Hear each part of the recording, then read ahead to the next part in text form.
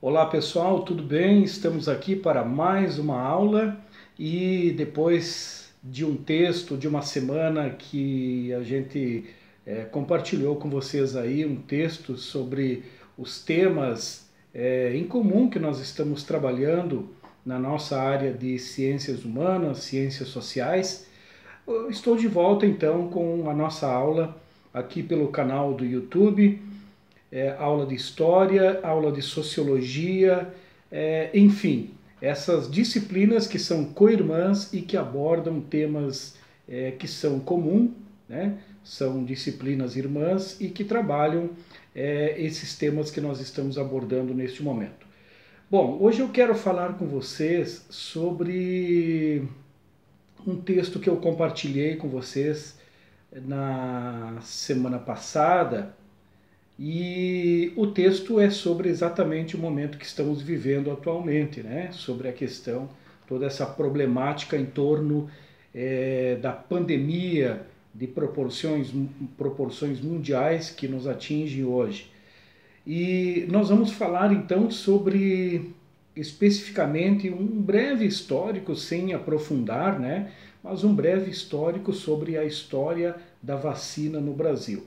Eu enviei um texto para vocês e hoje nós vamos retomar alguns pontos desse texto, não vamos, né, passar todo ele, mas vamos falar um pouco sobre esse artigo, os principais pontos que nos interessam, para a gente então poder compartilhar esse conhecimento comum, que é o conhecimento do passado, são os problemas do presente que nos movem para o passado, né? Então nós vamos falar sobre vacina. E o assunto, o tema do artigo é sobre a relutância em se vacinar que cresceu no Brasil. Um país que é referência mundial em imunização, sempre teve um histórico aí durante muito tempo de um país muito bem na questão da imunização. A história da saúde e da ciência mostra que a importância da vacinação para a erradicação e controle das doenças perigosas. Então, hesitação vacinal, né? Começa assim falando esse texto. Quem nunca ouviu falar nessa expressão? Talvez não imagine que essa questão vem se tornando objeto de investigação, principalmente pela OMS, a Organização Mundial da Saúde. O texto, né, o termo, enfim, significa relutância ou recusa em se vacinar. Apesar da disponibilidade da vacina, é algo tão relevante que ameaça reverter o progresso mundial feito no combate às doenças evitáveis por imunização, razão pela qual no Brasil desperta a preocupação de gestores e também pesquisadores. O Brasil tem um histórico de combater muitas doenças e já vinha caminhando num progresso de doenças que já não estavam mais afetando a população brasileira, né? Então, nos últimos anos, nós começamos a tratar sobre doenças, por exemplo, como o sarampo, que começou a aparecer, uma doença que quase, né, tinha sido erradicada, estava no caminho, de repente essa doença começa a surgir novamente. Bom, o artigo tem também uma foto bem grande, uma foto que mostra a vacinação através de pistola, né? Os mais jovens não passaram por essa experiência, mas as pessoas aí da faixa dos 40, dos 30 e poucos anos, 50 anos, né? Essas pessoas já foram vacinadas por aquela famosa pistola, principalmente na década de 1970, quando houve uma campanha de vacinação em massa contra a meningite, né? E essa pistola foi amplamente usada, inclusive nas escolas, né? Os alunos faziam fila e aquela pistola, né? Os alunos, a maioria tinha muito medo, todo mundo tinha medo da vacinação, muito doída, né? Pistola que servia para vacinar todas as pessoas da mesma maneira, e isso aconteceu no nosso país, né? A pistola de pressão para a aplicação da vacina substituiu métodos anteriores, permitindo vacinar um maior número de pessoas em curto prazo de tempo. Então tem a imagem aí no artigo que eu enviei para vocês, né? Vítimas do próprio sucesso. Os motivos da recusa ou hesitação à vacina são muito complexos, ou seja, complexo se refere à complexidade das várias decisões e das várias subjetividades e dos vários pensamentos sobre um determinado assunto que está na nossa sociedade. Então, muitos grupos pensam diferente sobre o mesmo assunto, né? E isso, dentro desses próprios grupos que pensam diferente um dos outros, ainda existem as pessoas dentro desses grupos que veem o mundo de forma diferente das outras que fazem parte do mesmo grupo. Então isso é complexidade. É muito complexo, né, trabalhar um certo tema, principalmente em épocas, em tempos em que a ciência está sendo questionada, desacreditada, há um descrédito pela ciência, e isso se torna muito perigoso, né? Porque a ciência já avançou muito, a medicina, as ciências humanas, as ciências naturais já avançaram muito para resolver muitos problemas da população. Um exemplo, recentemente a Universidade Federal do Ceará desenvolveu uma pele feita, uma pele de tilápia para usar nos curativos, como curativo biológico para os animais que foram atingidos pelas queimadas no Pantanal.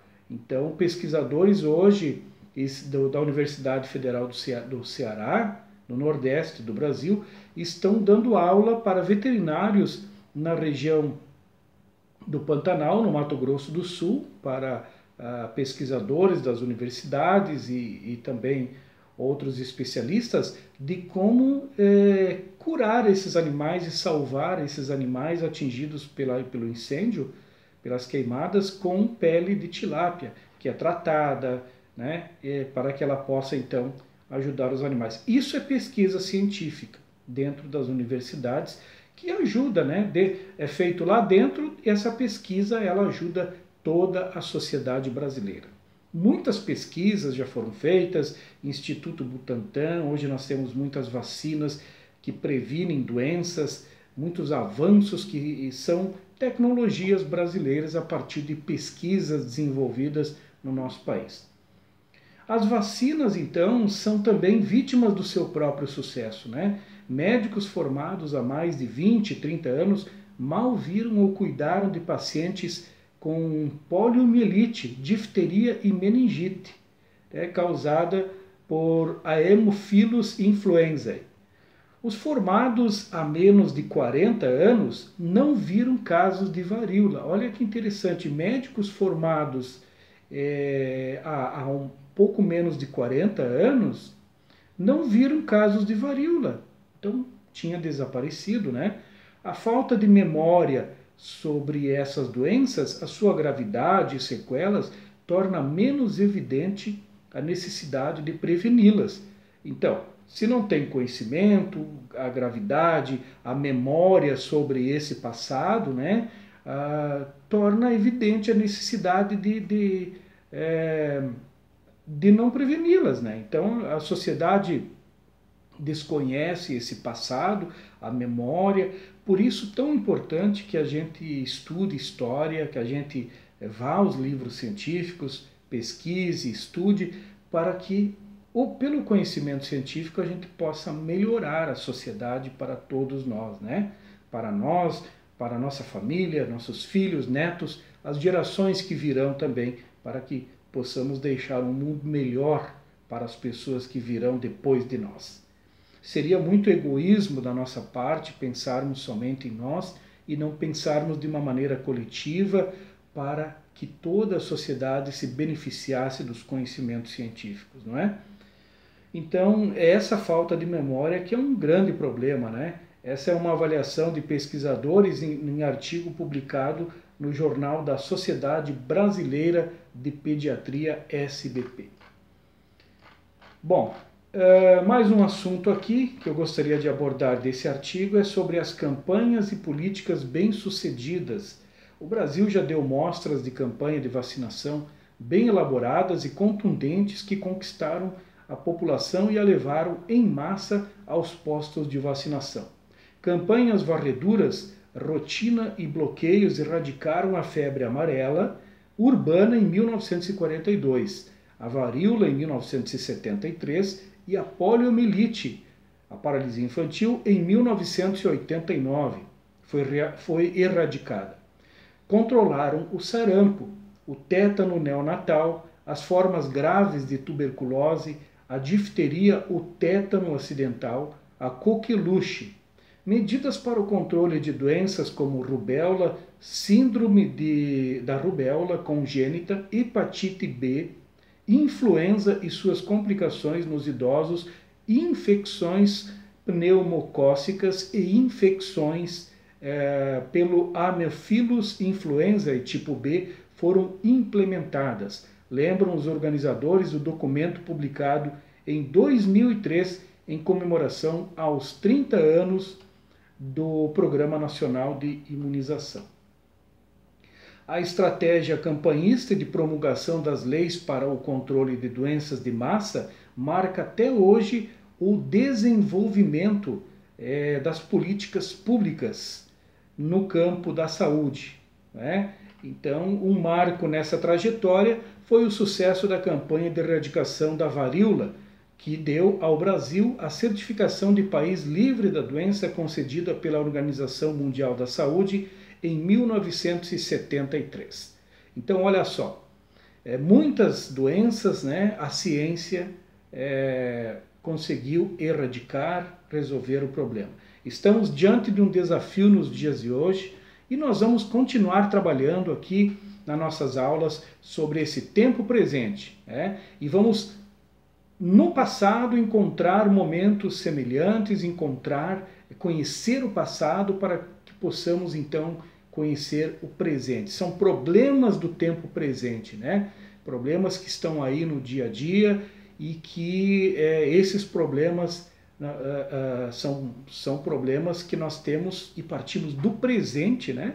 Nós estamos no presente, mas nós vemos que temos elementos do passado nesse presente, né? Então, aquela pergunta que eu já tinha feito nas aulas anteriores, de quantos passados vive o nosso presente, ou de quantos passados é formado o nosso presente, não é?